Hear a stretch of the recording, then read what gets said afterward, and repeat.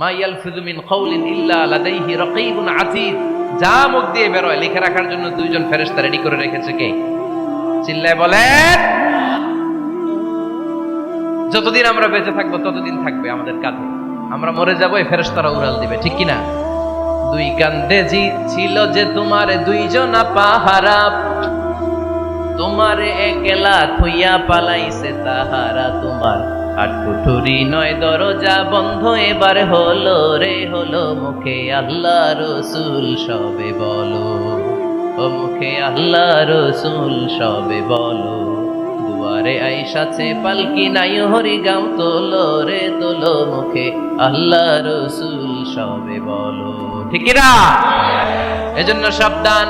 আমলিক আলাইকা লিসানাক, নিজের জিহ্বার মালিক নিজে হন। মন যা চায় মুমিন তখন ইচ্ছা মতো মন মতো কোনো মন্তব্য করতে পারে না। বিশ্বাসী বলে যদি নিজেকে দাবি করে, নিজের জিহ্বার মালিক নিজে থাকার দরকার আছে না নাই? তাহলে 4 নম্বরে আল্লাহ বললেন লা ইয়াসখার কওমুন মিন কওম, কেউ কাউরে ঠাট্টা করব না আমরা। অবজ্ঞার সুরে কোনোদিন কাউরে কোনো কথা বলবো না। রাজি আছেন? সবাই রাজি? কষ্ট হচ্ছে? হ্যাঁ, আরো কিছু সময় চলবে? চলবে? তাকবীর পড়েন তো, লিল্লাহে তাকবীর।